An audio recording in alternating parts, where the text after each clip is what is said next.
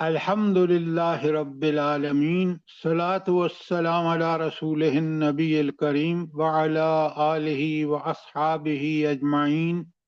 अल्हम्दुलिल्लाहिल्लज़ी हदाना लिहाज़ा व मा कुन्ना लिनहतदिय लौला अन हदानल्लाह। रब्बि इश्रह ली सदरी व यस्सिर ली अमरी वाहलुल उक़दतम मिन लिसानी यफ़क़हू क़ौली। आमीन या रब्बल आलमीन।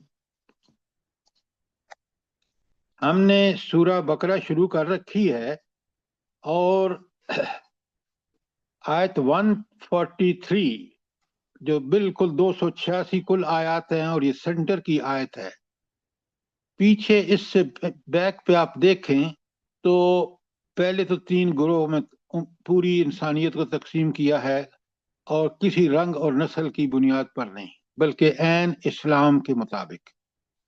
तो 3 ग्रोह जो हैं, एक पक्के मुसलमान जिनका आयत 5 और एकता 5 में जिक्र है, जो सही पक्के मोमिन शौरी और वो फला पाएंगे।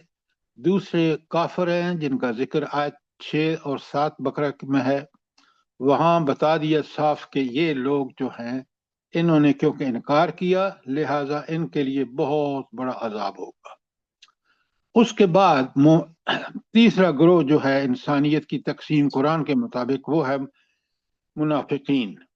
उनका जिक्र है आयत 8 ता 20 में। 21 में अल्लाह ताला ने सारे इंसानों को दावत दी है कि वो सिर्फ अल्लाह ही की इबादत करें।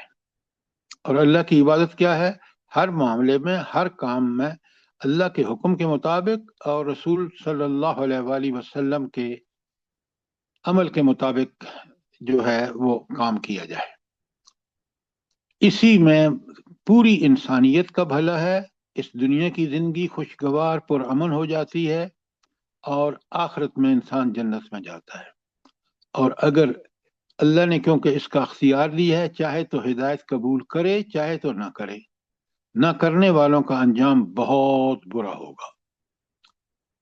अच्छा, उसके बाद शैतान का और हजरत आदम अलैहिस्सलाम का वाक़या आया है।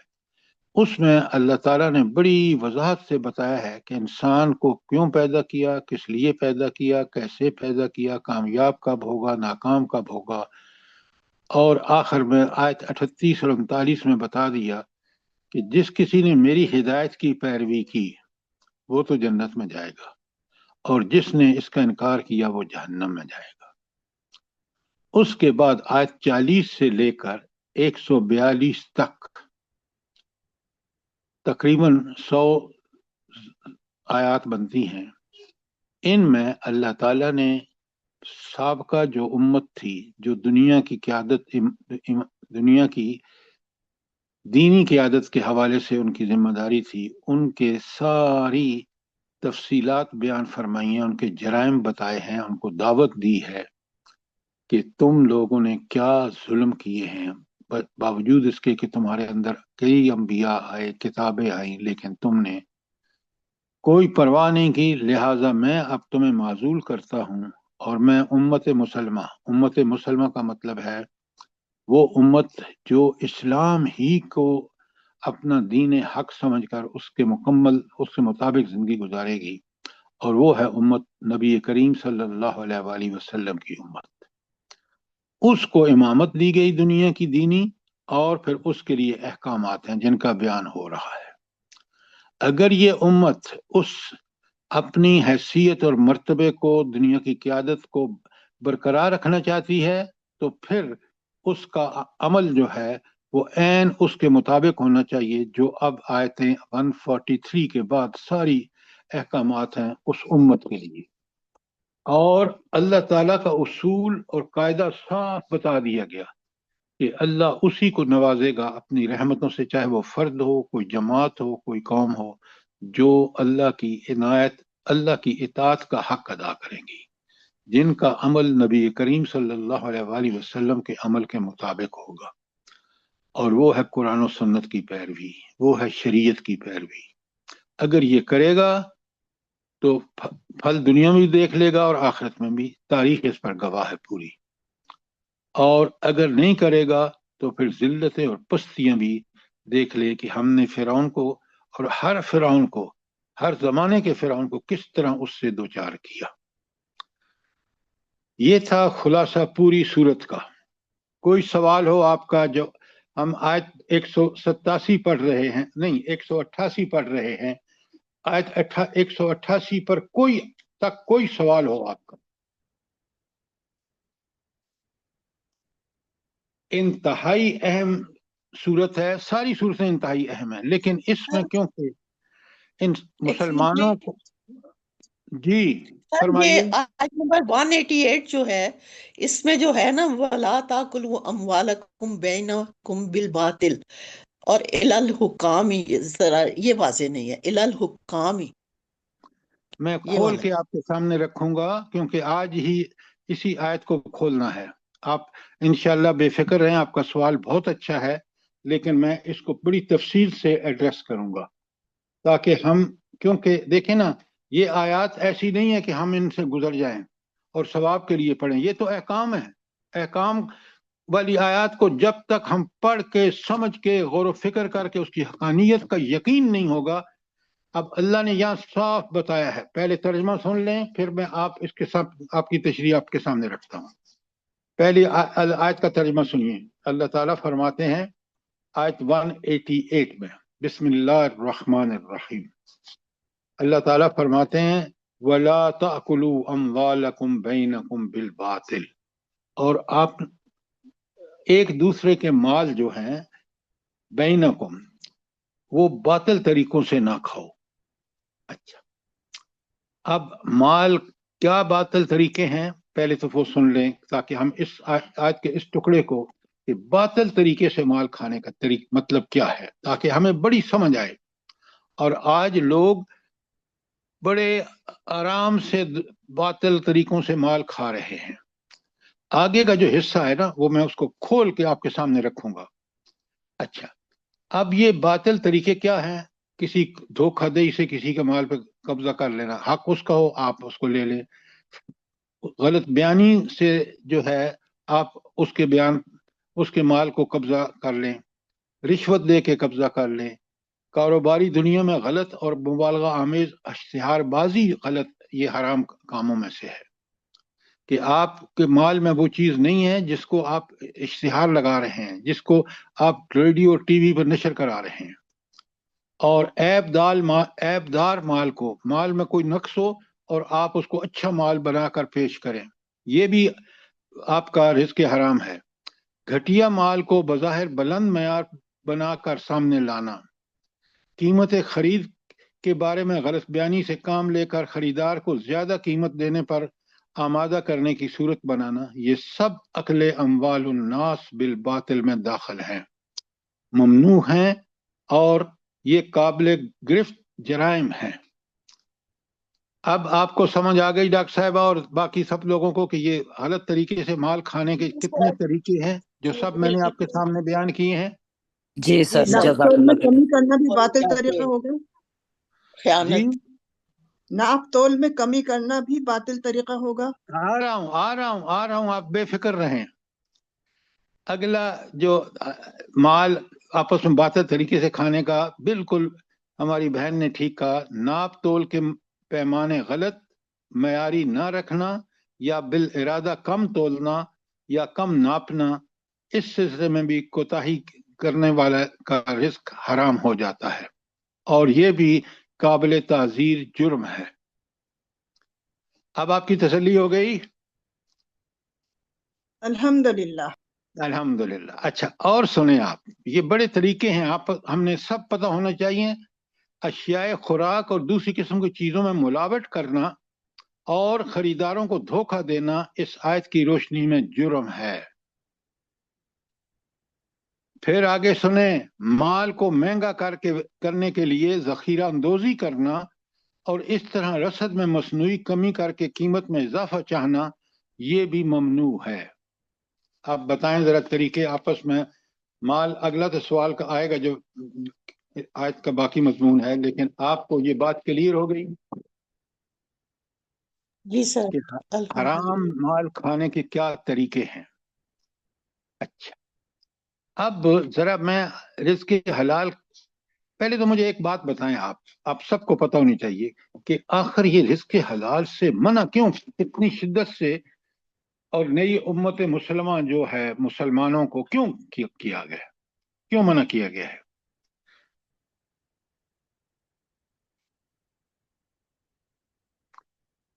اب آپ بڑے غور سے سنیں بات کو، اگر ہم نے رزق حرام کھا لیا تو کوئی عبادت قبول نہیں ہوگی، ہم اللہ کے مغضوب لوگوں میں سے ہوں گے، کیونکہ جو آپ دیکھ رہے ہیں کہ سب سے بڑا فتنہ اہل کتاب کا بھی یہی تھا کہ وہ حرام طریقوں سے مال کھاتے تھے۔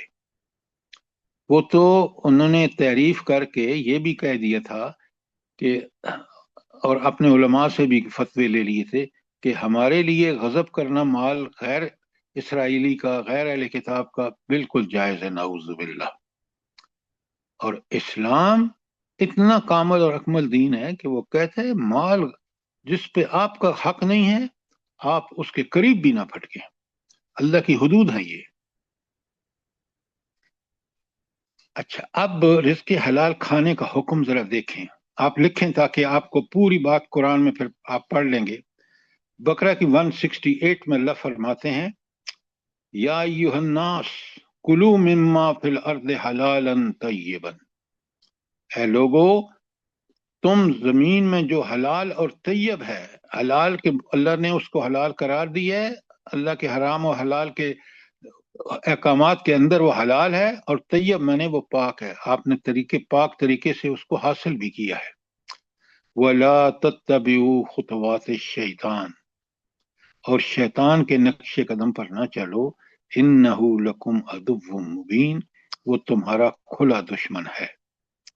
اب آپ نے نوٹ فرمایا کہ یہ جو آیت، یہ بھی بقرہ کی آیت ہے، اور جو میں نے آپ کے سامنے پڑھی ہے وہ 188 ہے، وہ بھی بقرہ کی ہے، اور بقرہ کی 172 لکھیں، اسی کے ساتھ لکھیں 188 کے ساتھ، یا ایھا الذین آمنوا، اوپر کے حکم اور اس حکم میں مجھے فرق بتائیے۔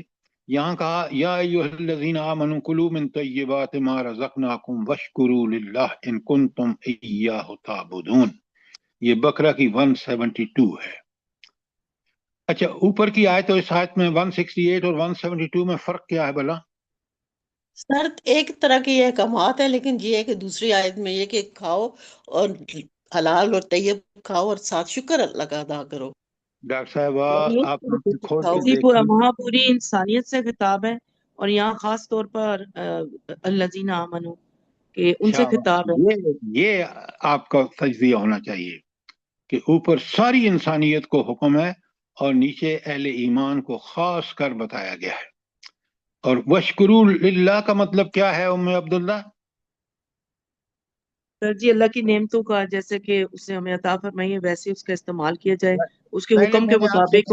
پلیز میں نے آپ سے کہا کہ آیت کے اندر ترجمہ اس کی تشریح کریں، آپ جنرل تشریح کیوں کرتی ہیں؟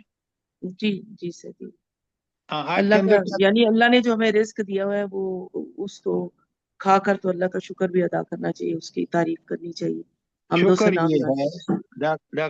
اپنا ام عبداللہ اور سارے لوگ بڑے غور سے سنیں، شکر یہ ہے کہ پہلے ہم تہ دل سے اس بات کا اعتراف کریں کہ یہ رب کی دی ہوئی نعمت کتنی زبردست ہے۔ جب یہ شکر کریں گے تو پھر ہم زبان سے الحمدللہ کہیں گے، پھر عملاً شکر یہ ہے کہ اس نعمت کا اگر وہ ہمیں اللہ کی دولت مل رہی ہے حلال، تو اس میں سے جو اللہ کے حقوق ہیں وہ ادا کریں، پھر یہ شکر کا مفہوم پورا ہوگا۔ اگر آگے ان کنتم ایاہ تعبدون، اگر تم واقعی اس کی عبادت کرتے ہو تو پھر یہ شکر کہ نعمتوں کو جیسے اللہ نے بتایا اس کا اسی طرح استعمال کرنا تم پر واجب ہے۔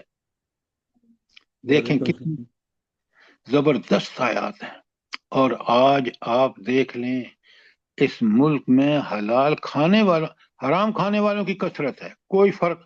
آپ دیکھیں سود کتنی بڑی لعنت ہے، اور آپ کے ملک میں گلی گلی بینک کھلے ہوئے ہیں، اور اس سود کی لعنت نے، سوچیں فرد کتنا مہنگائی کا شکار ہو رہا ہے، اور حکومت سود پہ قرضہ لے کر اور سود ہی قیمت میں آگے ادا کر رہی ہے کس سے؟ یہ سارا حرام مال کھانے کا اور رشوت کا نتیجہ ہے.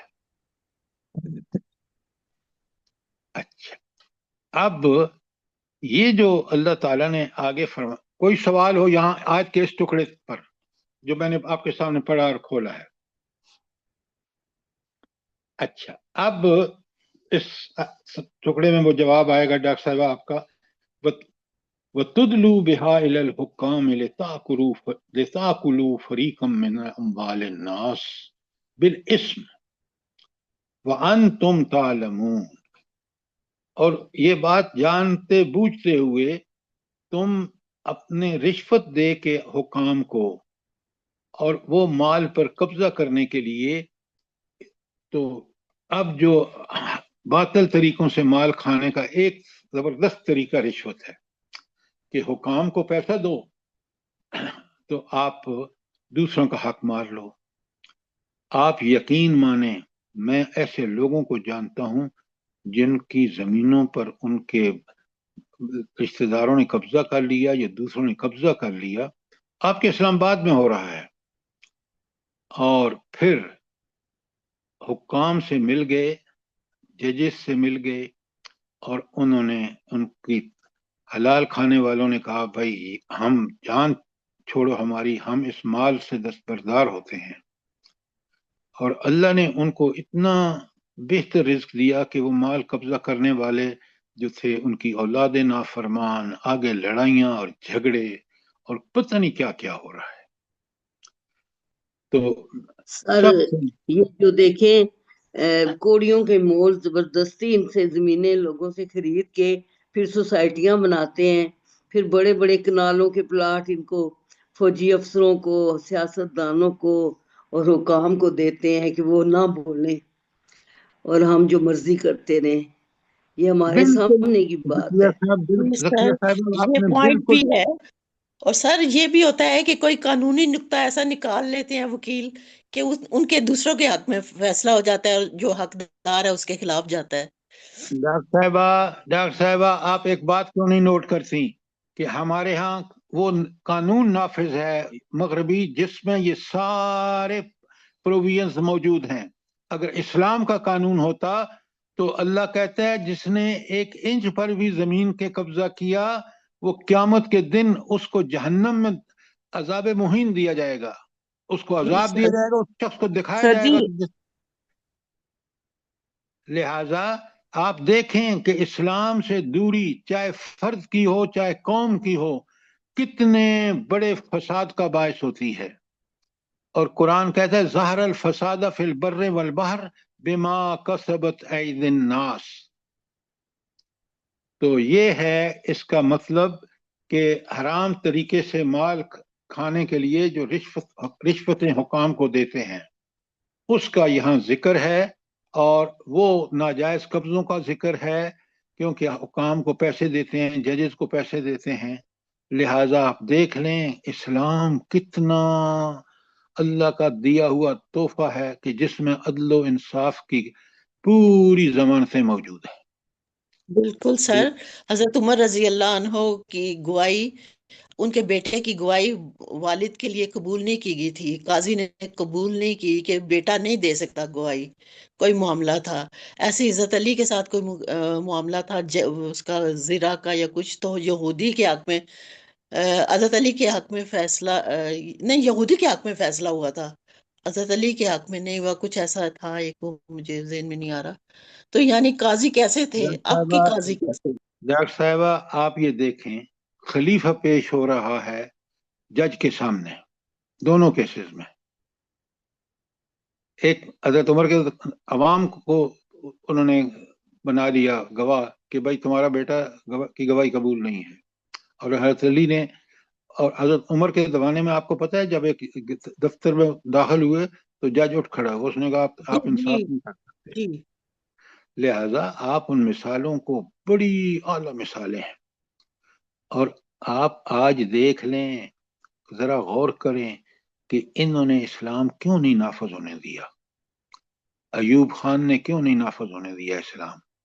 اس لیے کہ اسلام میں گنجائش نہیں تھی کہ وہ ملک کی لوٹ گسوٹ کرتے، جیسے اس زمانے سے لے کر آج تک اس ملک کو جو دنیا کا کہ سارے ذرائع اللہ تعالیٰ نے دیے ہیں، اس ملک کو آج گروی رکھ دیا ہے۔ تو آپ ذرا ان ایک ایک آیت کو پڑھیں، سمجھیں کہ ہم بالکل ان کے نقش قدم پہ چل رہے ہیں۔ کن کے نقش قدم پر؟ انہیں بنی اسرائیل کے، یہودیوں کے۔ ان کا عشرہ آپ نے دیکھا، اللہ نے ان کو کس طرح معزول کر کے پھر دنیا میں ذلیل اور رسوا، آج بھی ذلیل اور رسوا ہے۔ دیکھیں نا، یہ جس طرح وہ بچوں، عورتوں، بوڑھوں کا خون بہا رہے ہیں فلسطین میں، یہ ذلت کی انتہا ہے۔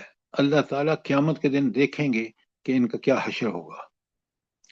لہذا سب سے اہم بات، اور کوئی قوم یا کوئی فرد کبھی بھی فساد کے بغیر نہیں رہ سکتا اگر وہ اسلام کو چھوڑ۔ نوٹ کریں ساتھی، آپ۔ ہم لوگ سوچتے ہی نہیں ہے کہ ہم میں اور بنی اسرائیل میں فرق کیا ہے۔ کرتوت سارے تو ہم وہی کر رہے ہیں۔ اس سے بڑھ کے کر رہے ہیں میڈم۔ جی، بڑھ کے کر رہے ہیں، اور سوچتے ہی نہیں کہ ہم مسلمان ہیں۔ مسلمان ہونے کا ہمارے مقصد کیا پاس ہے؟ دیکھیں، کائنات کی سب سے اعلیٰ ترین کتاب قرآن مجید ہمارے پاس موجود۔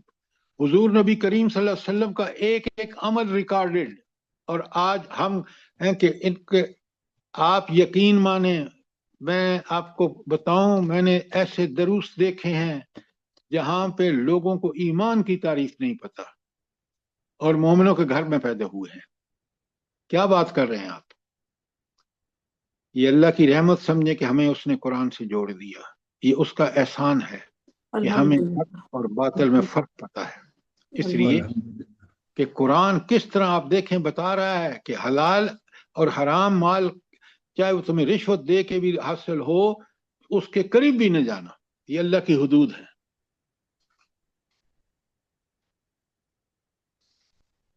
دیکھیں نا، سورہ مائدہ میں اللہ تعالیٰ کہتے ہیں قُلْ لَا يَسْتَوِي الْخَبِيثُ وَالطَّيِّبُ، بڑی پیاری بات ہے، اور آج آپ اس کو اچھی طرح آیت کو یاد کر لیں۔ اللہ فرماتے ہیں کہ اے نبی صلی اللہ علیہ وسلم، ان سے کہہ دو کہ پاک اور ناپاک بہرحال برابر نہیں۔ کیوں؟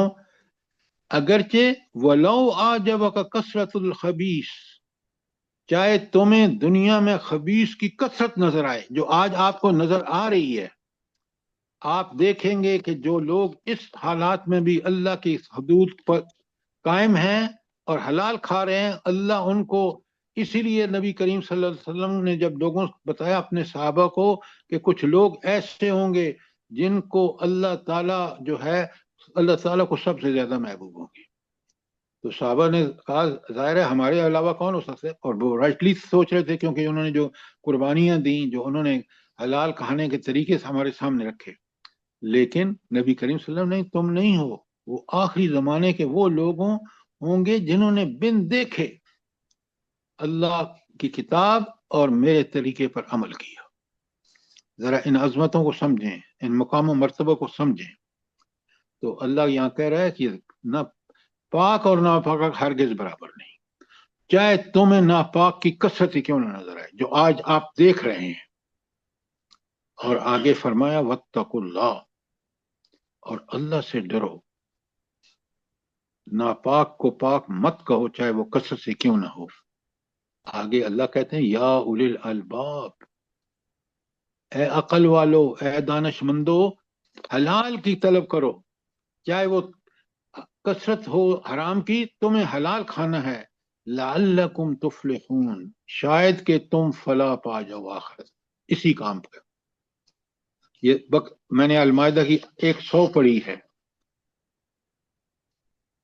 اچھا، اب ایک حدیث سن لیں، وہ حدیث ہے کہ حشر کے 5 سوال، بڑے غور سے سنیں، آپ دیکھیں کس طرح قرآن کی تشریح حدیث نے کی ہے۔ حضور نبی کریم صلی اللہ علیہ وآلہ وسلم فرماتے ہیں کہ قیامت کے دن جب حساب و کتاب کے لیے بارگاہ خدا بندی میں پیشی ہوگی تو آدمی کے پاؤں سرک نہ سکیں گے، اپنی جگہ سے ہٹ نہیں سکے گا جب تک ان 5 سوالوں کو کا جواب نہ دے دے. پہلا سوال نمبر لکھ لیجیے آپ کہ عمر، زندگی اور عمر کے بارے میں پوچھا جائے گا کہ کہاں ضائع کی. ان عمرن فی ما افنا ہو، عمر کن چیزوں میں کھپائی. ذرا غور کیجئے. نمبر 2 سوال ہے ان شباب ہی فی ما ابلا ہو، جوانی کے بارے میں پوچھا جائے گا کہ کہاں گنوائی. اب جوانی میں ہم کہتے ہیں اب مزے لوٹ لو، اللہ کہہ رہے ہیں میں اس وقت جب تمہاری ساری صلاحیتیں جوبن پر تھی نا، میں پوچھوں گا وہ کہاں لگائی ہیں تم نے.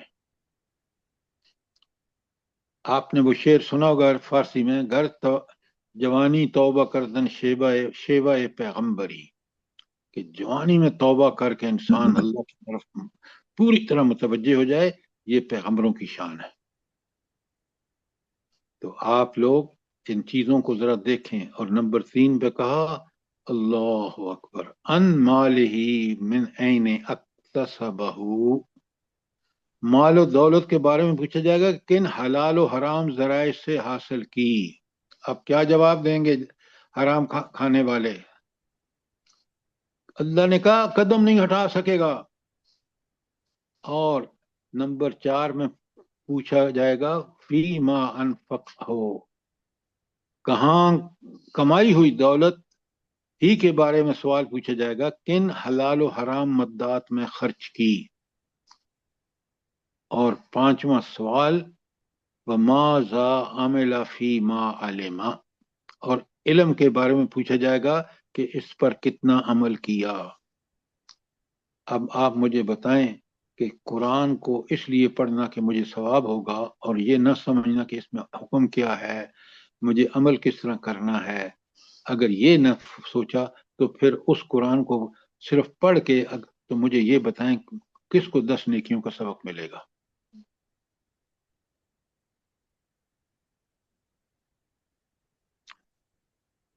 اور کوئی سوال جلدی سے پوچھیں.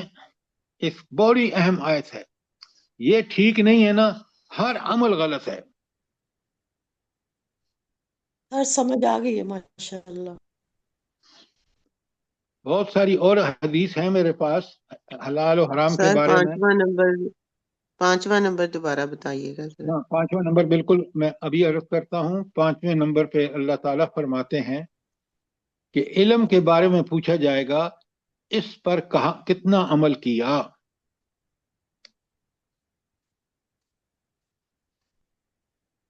دیکھیں ایک بات اچھی طرح نوٹ کر لیں، ایمانیات ہوں، عبادات ہوں، اخلاق ہوں، معاملات ہوں، ہر مومن کو اس کے بارے میں علم ہونا ضروری ہے. اور علم بھی قرآن و سنت کا، شریعت کا، اور اس پر عمل کرنا بھی ضروری ہے، مست ہے. اگر اس نے یہ نہیں کیا، ڈگریاں لیتا گیا اور اس کو یہ نہیں پتا کہ ایمان کے اجزاء کیا ہیں، ایمان کیا ہے، اس کی حقیقت قرآن و سنت کی روشنی میں کیا ہے، تو وہ جاہل ہے.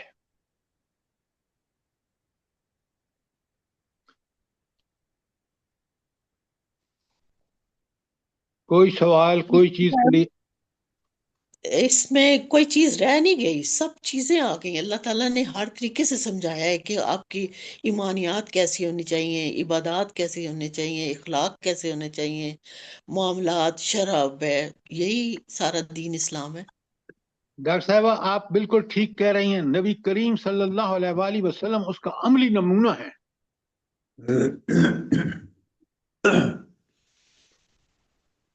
اللہ تعالیٰ مجھے بھی اور آپ کو قرآن پڑھنے، سمجھنے، اور یہ جو آپ نے ابھی فرمایا کہ عقیدہ کیسا ہونا چاہیے، عبادات، اخلاق، معاملات، تعلقات کیسے ہونے چاہیے، وہ قرآن نے کھول کھول کے بتایا ہے. بالکل آپ نے ٹھیک کہا.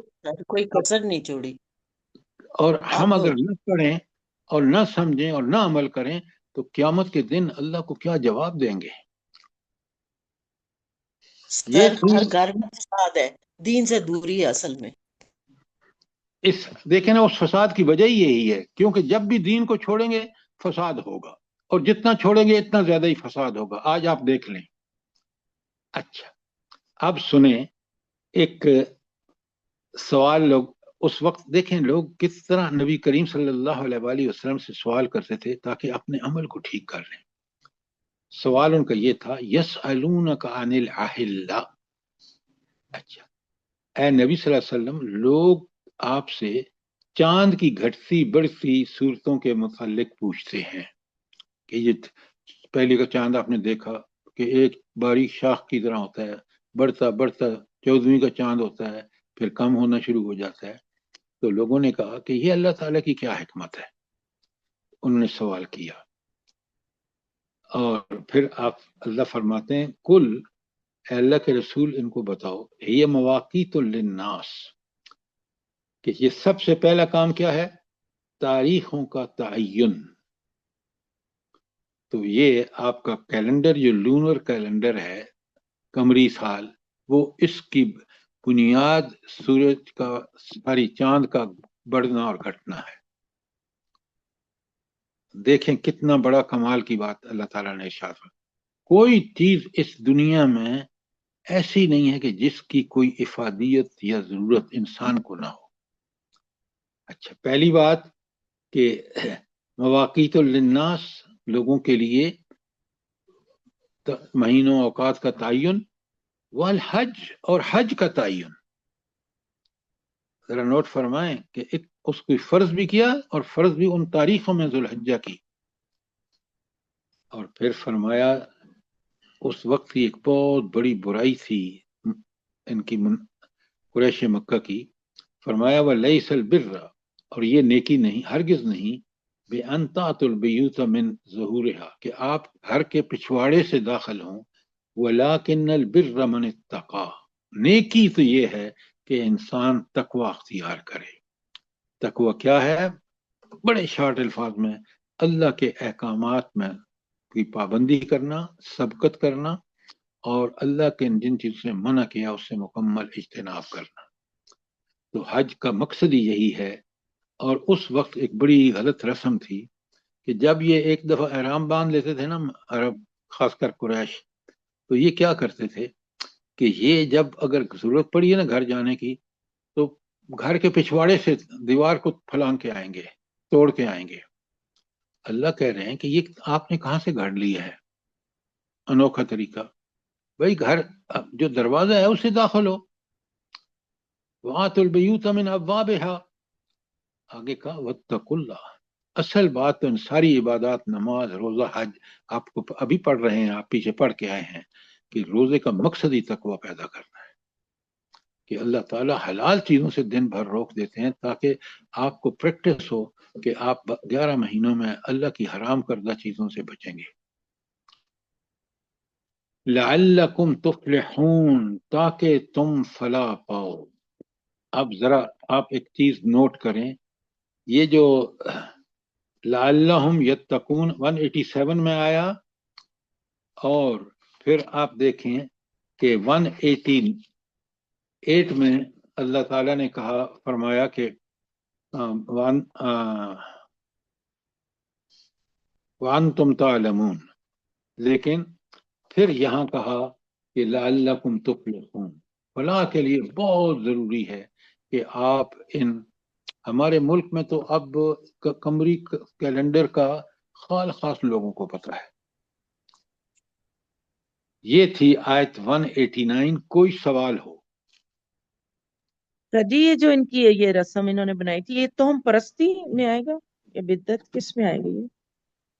دیکھیں یہ اللہ پر جھوٹ ماننا ہے کہ اللہ نے تو حکم دیا. احرام کی حالت کے جو احکامات ہیں وہ سارے آپ کو پتہ ہے، میں نے آپ کو بھیج بھی دیے ہیں حج اور عمرے کے حوالے سے. اب یہ گھڑنا کہ یہ اللہ کا حکم ہے، ہم بڑے سپیریئر ہیں، یہ تو اللہ پر جھوٹ باندھنا ہے، بہت بڑا جرم ہے.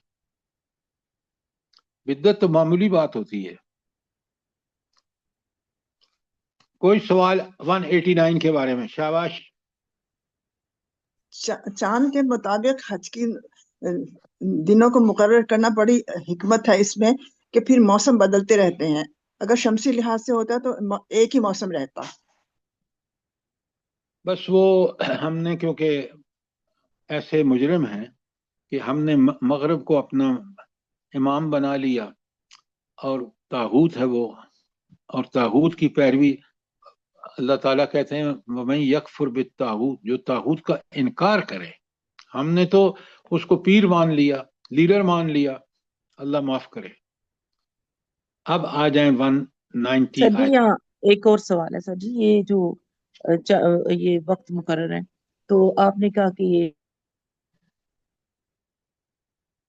जी ये जो इद्दत वगैरह होगी औरत की और बाकी और तलाक के जो इश्यूज वगैरह बन जाते हैं, तो वो फिर कमरी लिहाज से उसको काउंट करेंगे? लोग तो शमसी लिहाज से काउंट करते हैं उनको, बिल्कुल दिनों को। कमरी का अल्लाह के अहकामात, क्योंकि वो कमरी कैलेंडर ही के मुताबिक तय होंगे, चाहे वो इद्दत हो, चाहे जो भी हुक्म अल्लाह का टाइम के हवाले से है, वो कमरी साल के हिसाब से होगा। जज़ाकल्लाह खैर सर। अब आ जाइए 190 आयत में। अच्छा, अब जरा ये आयत पहले मैं आपसे सवाल करूंगा, पहले तर्जुमा कर लूं। बिस्मिल्लाहिर्रहमानिर्रहीम।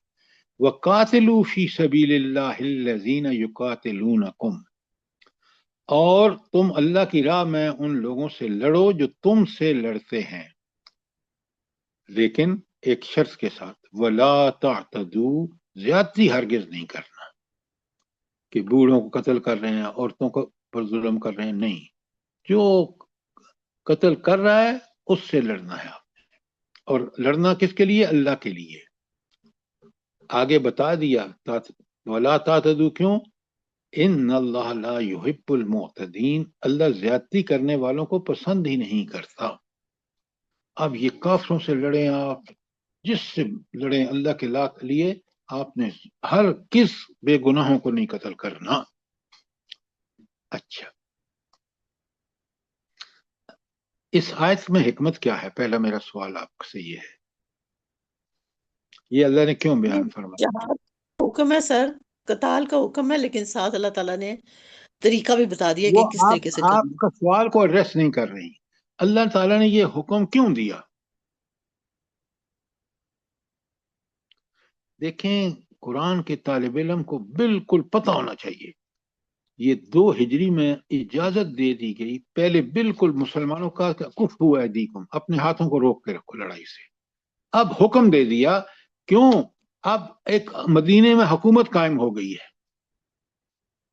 ये तो हमारे हुक्मरान, पूरे मुस्लिम उम्मा के हुक्मरान मर चुके हैं, वरना आप देख लें जो गजा में हो रहा है, और जिस तरह हम अमेरिका के पीछे लाइन बना के खड़े हैं, अल्लाह क़यामत के दिन हमें नजर उठा कभी नहीं देखेगा।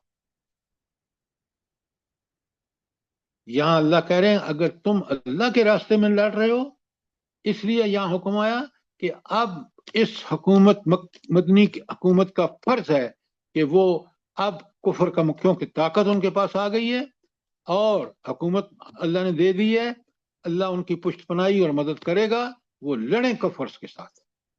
अब उनको लड़ना उन पर वाजिब हो गया, क्योंकि यहाँ अल्लाह ने उन लोगों से खासकर अल्लज़ीना युकातिलूनकुम, जो तुम्हें कत्ल करते हैं, उन्होंने तो नबी करीम सल्लल्लाहु अलैहि वसल्लम को कत्ल करने का मंसूबा बनाया था।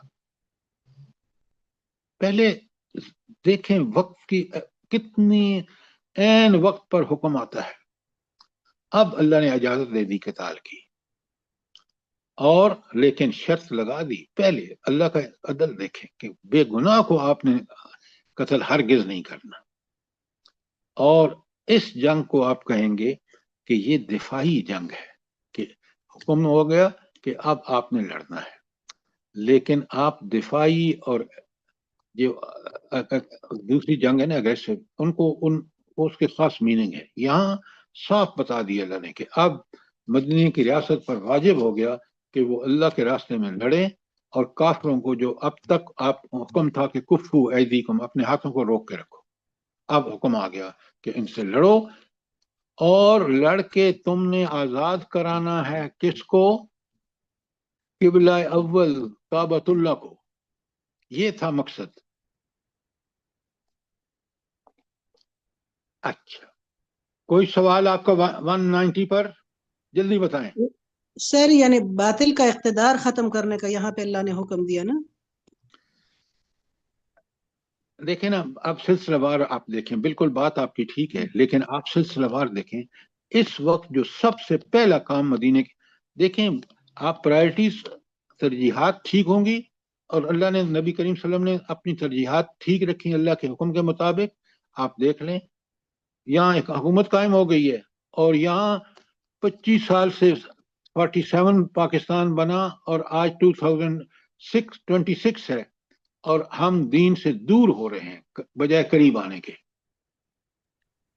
चीजों को जरा जी जी, इसलिए कि मकसद ही नहीं है अल्लाह का हुक्म कायम करना, फिर चोरी चिकारी के सारे तरीके बंद हो जाएंगे इनके। हाँ, लेकिन आप जनरल बात मत करें, कुरान और सुन्नत से ही इन चीजों को का तदारक हो सकता है। उसको से बचने के लिए ये सारे हमने धंधे खड़े किए हैं। और अगर मैं और आप मोमिन हैं, कुरान पढ़ने वाले हैं, तो कुरान तो कहता है कि वमल्लम यहकुम बिमा अंज़लल्लाह, जो लोग अल्लाह के नाज़िल करदा हुक्म के मुताबिक फैसले नहीं करते, फउलाइका हुमुल काफिरून, वो सारे के सारे काफिर हैं। आज ये जो हमारे मुल्क में हो रहा है कि या तो मगरबी लॉ है या अमेरिकन लॉ है, ये अल्लाह को काबिल कबूल नहीं है, और हम एक निज़ाम में कुफर में रह रहे हैं। ये बात आपको अच्छी तरह पता होनी चाहिए। अच्छा, सर ये लोग जो मदरसों में दीन का इल्म हासिल करते हैं, तो ये इन सब आयात में से गुजर के जाते हैं ना, तो इनका क्या रद्द अमल है कि जो ही निकलते हैं तालीम हासिल करके तो फौरन मदरसा बनाने की फिक्र में लग जाते हैं, ग्रुपों के ग्रुप भरे हुए हैं इसलिए कि वहां पैसा कि है। इसमें दे आप इसमें दे। एक मिनट, आप बड़े छोटे लेवल की बात कर रहे हैं।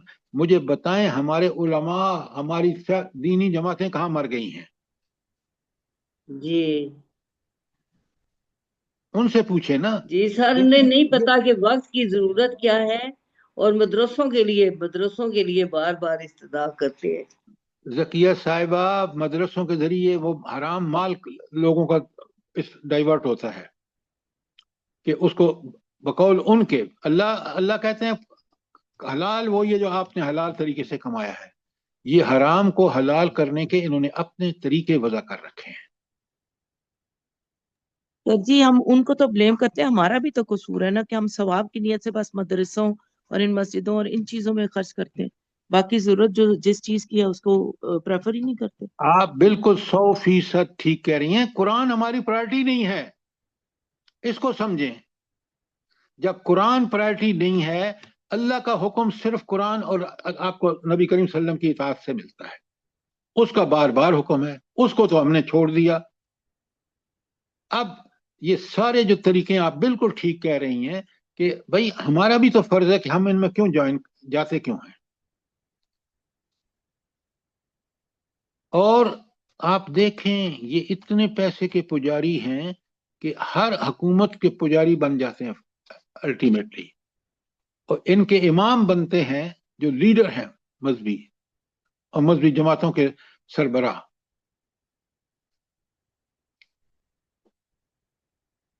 आगे चलिए, अब 190 पे कोई सवाल हो आपका? 191 अल्लाह ताला फरमाते हैं कि अब सुने तुम्हारी क्या तरीका वारदात होना चाहिए, ताकि वक्तुलू हम, इनको से लड़ो, हैसा सकिफ तुमू हम, जहां कहीं तुम्हें इनसे मुकाबला पेश आए, व अखरिजू हम मिन हैसे अखरजूकुम, और उनको वहां से निकालो जहां से उन्होंने तुमको निकाला है। अल्लाह अकबर। नबी करीम सल्लल्लाहु अलैहि वसल्लम और सहाबा कराम को कहां से निकाला गया? मक्का से। मक्का मुकर्रमा मक्का से, काबतुल्लाह से। तो अल्लाह कह रहे हैं अब तुमने उन सारे काफरों को वहां से निकाल बाहर करना है। बहुत बड़ा मिशन अल्लाह ने दे दिया इन मुसलमानों को, इस मदीने की हुकूमत को। और आप देखने कि हुजूर नबी करीम सल्लल्लाहु अलैहि वसल्लम ने इस हुक्म को किस तरह इसकी पैरवी करके और पाया तकमील तक पहुंचाया, कि वहां जहां से ये छुपते छुपाते निकले थे, 8 ہجری کو فتح مکہ کے بعد کیا اعلان فرماتے ہیں، اور قرآن کا کمال دیکھیں کہ ان کے ایمان اور عمل صالح کا نتیجہ دنیا نے دیکھا۔ تو اللہ فرماتے ہیں وَأَخْرِجُوهُمْ، ان کو نکال دو مکے سے، من حیث اخرجوکم، جیسے انہوں نے تمہیں نکالا۔ اچھا، یہاں تک کوئی سوال؟ آگے میں ترجمہ کر رہا ہوں، بڑے غور سے سنیں۔ وَالْفِتْنَةُ أَشَدُّ مِنَ الْقَتْلِ، قتل سے بھی فتنہ بڑھ کر ہے۔ اب یہ کون سا فتنہ ہے؟ ہر آیت کے اندر فتنے کا ایک صحیح مفہوم ہے۔ یہ کون سا فتنہ ہے جو قتل سے بھی بڑھ کر ہے؟ سر لوگوں کو دین سے روکنا، گھروں سے نکالنا، ان کے اپنے باطل نظام خیالات و کی نظریات ٹھونسنا، باطل نظام کی بالادستی۔ جنگ کو اصولوں کے مطابق نہ لڑنا۔ دیکھیں، آپ ساری باتیں جو کہہ رہے ہیں، اس وقت مسئلہ یہ تھا کہ لادینی نے مکہ ہو یا کفار مکہ ہوں، بڑی زندگی میں فساد برپا کر رکھا تھا، اور اس غلبے کو ختم کر کے دین کو غالب کرنا۔ تو فتنہ، یہاں فتنے سے مراد یہ ہے کہ لوگوں کو اللہ کے دین سے روکنا۔ آج آپ دیکھ لیں، ہم نے یہ کام نہیں کیا نا، مسلمان امت نے کیا، اس کے سربراہوں نے کیا ہے، تو کس قدر دنیا میں فساد ہے۔ یعنی نیتن ہاؤ جیسا آدمی جس کے پیچھے چند لوگ ہیں صرف، اور ان لیڈروں کے پیچھے دیکھ لیں، ایک اپنے ملک کو ہی دیکھ لیں، تو کس طرح وہ قتل و غارت اور بے گناہ بچوں، عورتوں اور بوڑھوں کو قتل کر رہا ہے، لیکن ہمیں کوئی پرواہ نہیں ہے۔ یہاں تو یہ ہے فتنہ کہ لوگوں، اب دیکھیں اس فتنے کی وجہ سے قتل و غارت کی تفصیل آج بھی دیکھ رہے ہیں، اور تاریخ میں اٹھا کے دیکھ لیجئے، لیکن جب اسلام حکمران ہوتا ہے، یہ دین نافذ ہوتا ہے، تو ہر جگہ ان مسلمانوں کو اللہ تعالیٰ نے، حکومتوں کو اجازت دی ہے کہ وہ جہاں بھی کوئی مظلوم ہو، چاہے مسلمان ہو یا کافر ہو، جب اس پر ظلم ہوگا تو یہ ان مسلمان حکومتوں کا فرض ہے کہ ان مظلوموں کی مدد کرے۔ لہٰذا یہ فتنہ قتل سے بھی بڑھ کر ہے۔ کیوں؟ یہ لوگ دین پر آئیں گے تو قتل ختم ہوگا، اگر دین سے دور ہوں گے تو قتل و غارت بالکل اسی طرح ہوگا جیسے آپ کے ملک میں ہو۔ ذرا نوٹ کریں قرآن کتنی وضاحت سے بتا رہا ہے۔ تو یہ فتنہ کہ لوگوں کو دین سے روکا جائے، یہ قتل سے بھی بڑھ کر ہے، قتل بہت بڑا فتنہ ہے۔ وَلَا تَقْتُلُوهُمْ عِنْدَ الْمَسْجِدِ الْحَرَامِ، اور ان سے مت لڑو مسجد حرام میں کے اندر، اس کے احاطے میں، حَتَّى يُقَاتِلُوكُمْ فِيهِ، یہاں تک کہ جب وہ آپ کو سے لڑیں تو پھر اس وقت آپ کو بھی اجازت ہے ان سے لڑنے کی۔ کیوں کہ قتل سے جو فتنہ ہے کہ اللہ کے دین کے راستے، دین سے روکنے کا جو ہے وہ قتل سے بڑھ کر ہے، تو اس لیے کہ انہوں نے وہ آپ کو قتل کر رہے ہیں، فتنہ بن رہے ہیں، تو مسجد حرام میں بھی آپ ان کو قتل کر سکتے ہیں، اور حرام مہینوں میں بھی۔ حرام مہینے کون سے ہیں؟ رجب، محرم، ذوالقعدہ اور ذی الحجہ۔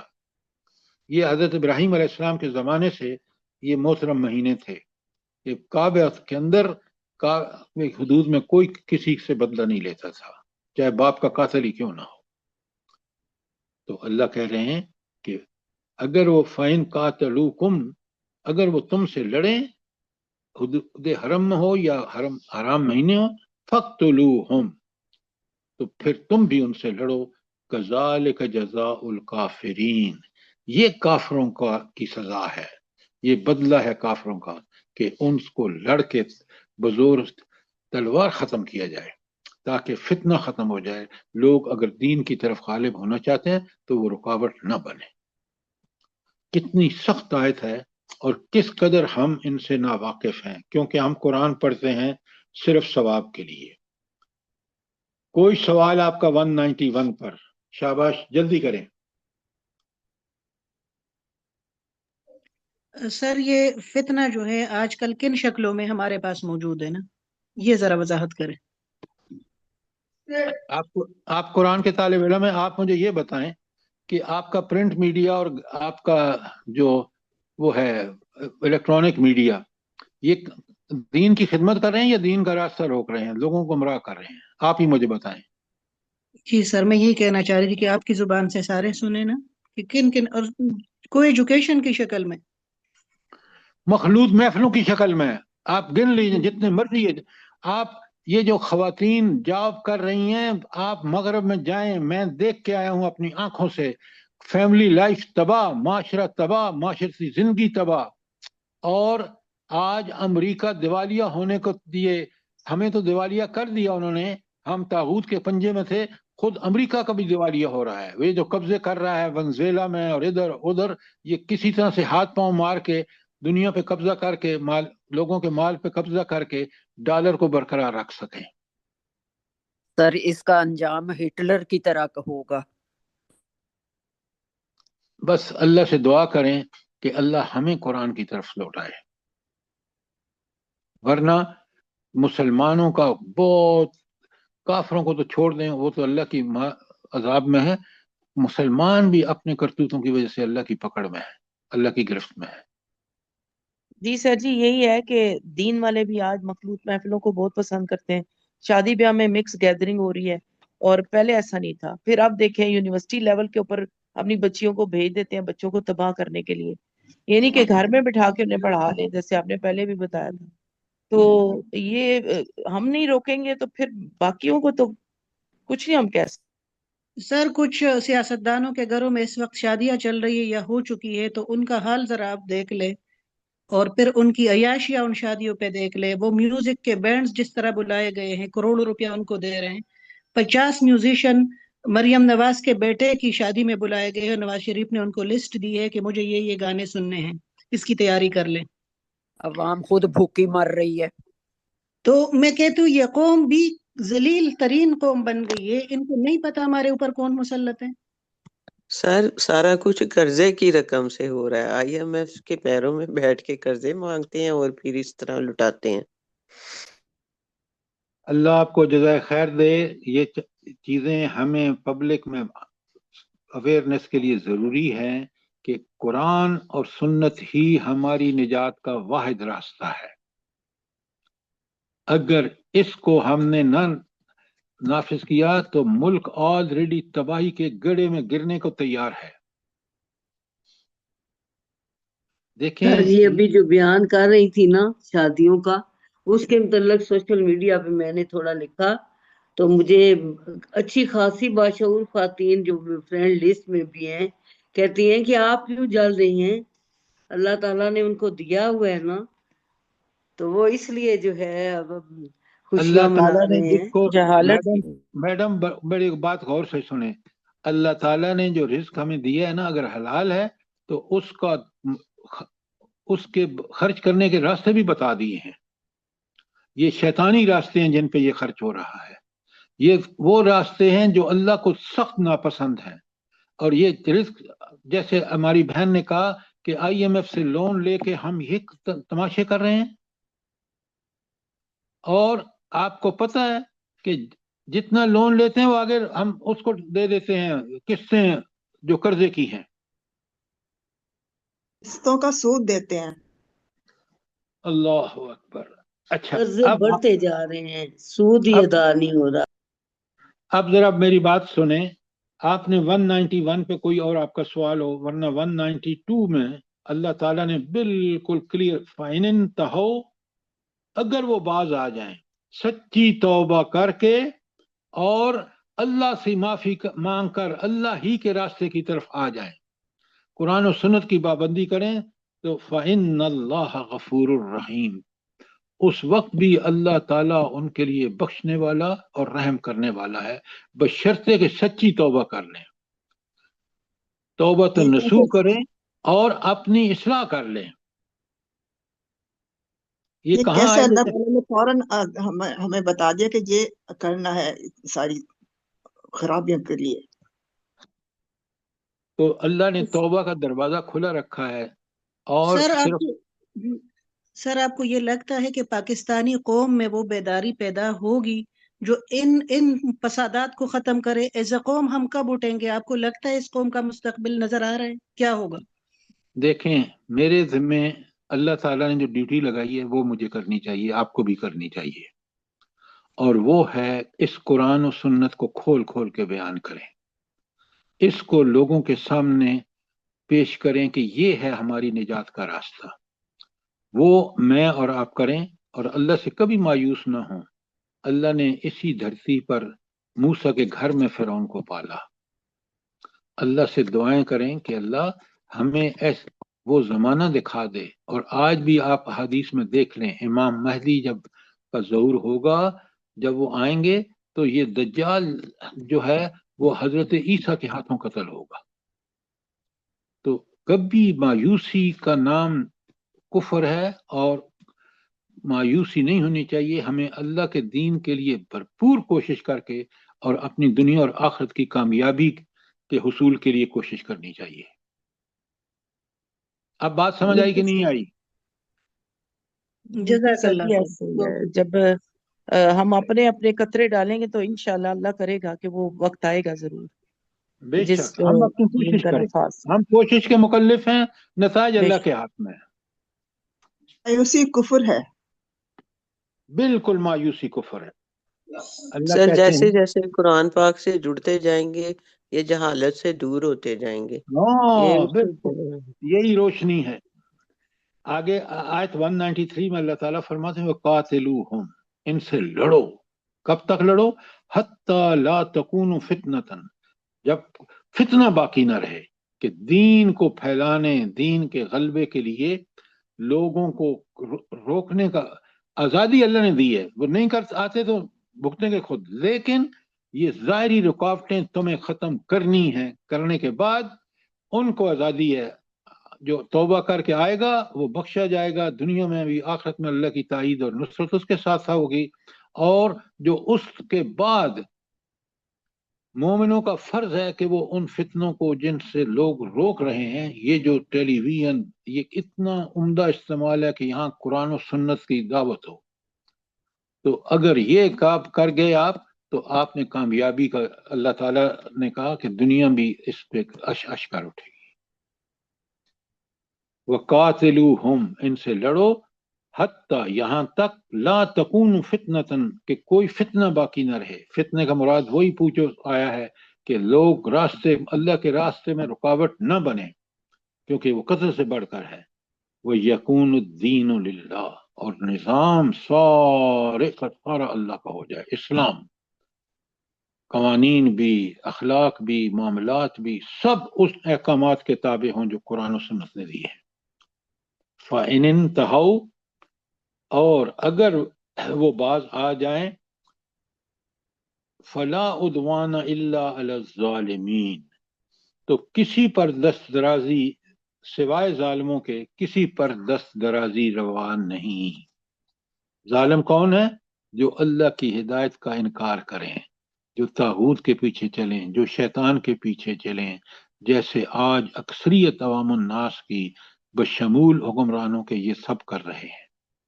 اللہ تعالیٰ مجھے بھی اور آپ کو معاف رکھے، اور ہم قرآن و سنت پر چل کر دنیا اور آخرت کی کامیابیوں سے ہم کنار ہوں.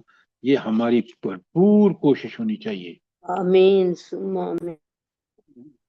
اچھا السلام علیکم سر. جی، میں کہا آپ نے میڈیا کی بات کی بڑی اچھی، تو تھوڑا ذرا وضاحت کریں کہ میڈیا کو ہمارے گھروں میں، بیڈ روموں میں، اور جو اس سے اخلاق خراب ہو رہے ہیں، ان تک ہم کیسے پیغام اپنا، جتنے بندے ہم قرآن سے جڑے ہیں، کیسے پہنچائیں؟ اب میری بات بڑے غور سے سنیں. جی جی. میں نے جب امریکہ میں پڑھ رہا تھا تو جا کے ٹی وی خریدا. کیوں؟ میں اس کی ساری گلاسیں دیکھنا چاہتا تھا. جب سے میں واپس آیا ہوں میرے گھر میں کوئی ٹی وی ریڈیو نہیں ہے، اخبارات بند ہیں. کیوں؟ یہ سارے دھندے ہیں اللہ کے دین سے روکنے کے لیے. قرآن اور سنت میری ترجیحات ہیں، آپ بھی اس کو ترجیحی رکھیں. آپ کو یہ سارے راستے بتائے گا، ترجیحات بتائے گا، بشرطے کہ میں اور آپ اس کو فالو کریں. تو لہٰذا اس کا ایک ہی حل ہے کہ آپ اپنے بچوں کو بچانے کے لیے ان کے ہاتھ میں یہ چیزیں بالکل نہ دیں. جو آج آپ کر رہے ہیں نا کہ نہیں جی یہ بچے تنگ کرتے ہیں، اس کو وہ لیپ ٹاپ دے دو، اس کو موبائل دے دو، اور جو موبائل پہ غلاظتے ہیں، اور جتنے بچوں ذہین ہیں وہ اس طرح ان کے ساتھ لگ جاتے ہیں کہ وہ ان کی عادت بن جاتی ہے، وہ ان سے چھوٹتی نہیں ہے. لہذا آج والدین کا کام بڑا مشکل ہو گیا ہے کہ وہ یہ اپنے بات میں بچوں کرنے لگی تھی کہ بہت ہی مشکل ہو گیا. اب تو موبائل بھی آ گئے ہیں اور یہ اسے ہم سب ڈپریشن میں جا رہے ہیں، جن کو یہ احساس ہو رہا ہے کہ یہ چیزیں غلط ہے نا. ہمیں تو بہت دکھ ہوتا ہے. کہ آپ کو جان کیسے چھڑائیں؟ میڈم تو آپ میری بات سنیں پہلے. جی اگر آپ قرآن و سنت کے پابند ہیں نا تو انشاءاللہ اللہ آپ کو کامیابیاں دے گا. اس اللہ کی مدد اور تائید اور نصرت پر مجھے یقین ہے.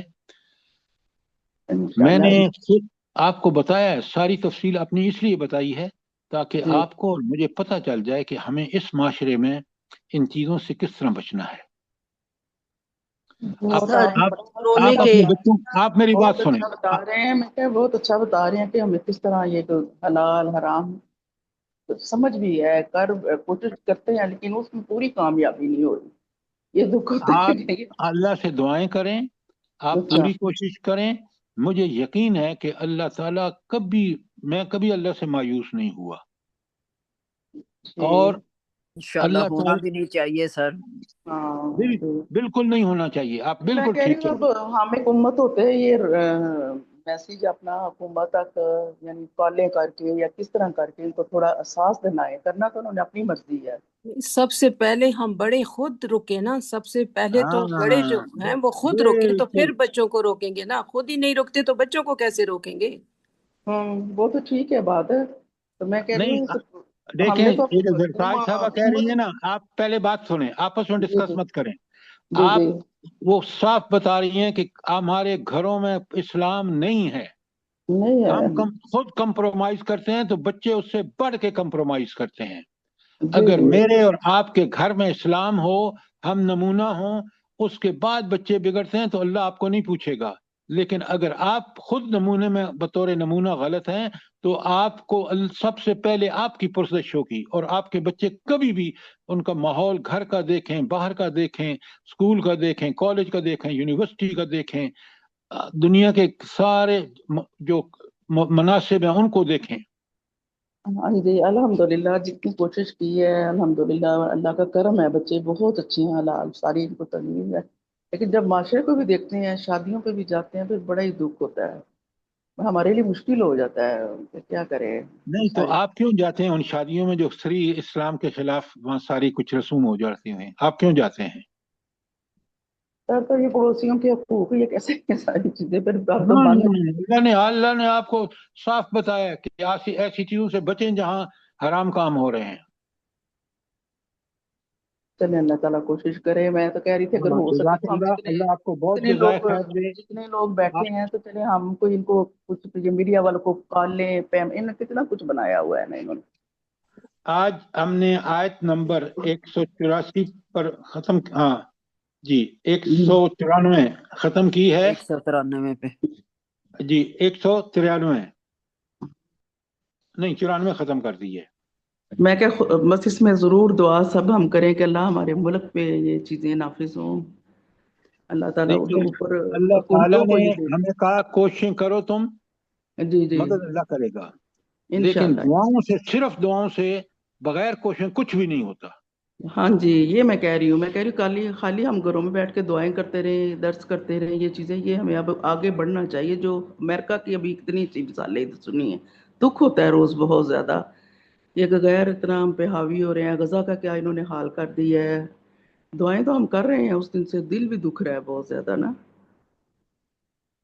ربنا تقبل منا انك انت السميع العليم وتب علينا انك انت التواب الرحيم. جزاک اللہ. آمین ثم آمین. اللہ تعالیٰ اللہ پاک مجھے آپ کو بھی اور جزائے خیر آپ دے اور ہم سب کو جو آپ سے جڑے ہوئے ہیں سر اسی طرح دین کو اور قرآن کو سمجھنے کی پروردگار توفیق دے جیسے آپ سمجھاتے ہیں. اور ہم لوگوں کے لیے آسانیاں، ہم لوگوں کی اولادوں کے لیے آسانیاں پیدا کرے پروردگار. اور تمام دنیا کے مسلمانوں کو اسی طرح دین سے جوڑی رکھے اور ہم لوگوں آمین کی دعاؤں کو قبول فرما لے، ہم لوگوں کی توبہ کو قبول فرما لے، جو بیمار ہیں ان کے لیے اپنی محبت اور اپنی عظمت کے راستے بلند کر دے پروردگار، صحت تندرستی والی زندگی دے، اور جو چلے گئے ہیں ان کے لیے بھی آمین آگے آمین کی منزلیں آسان کرے پروردگار، ہم لوگوں کو معاف کر دے، آمین ہم لوگوں کا یہ بیٹھنا اس میں کوئی غلطی ہو جاتی ہے کسی سے، کسی بہن سے، کسی بھائی سے، تو وہ بھی اللہ پاک ہم لوگوں کو ہمت توفیق دے اس کو سدھارنے کے لیے، اور قبول کر لے ہم لوگوں کی بیٹھ، آمین ثم آمین اور ہم لوگ کی توبہ کو قبول کر لے پروردگار۔ آمین آمین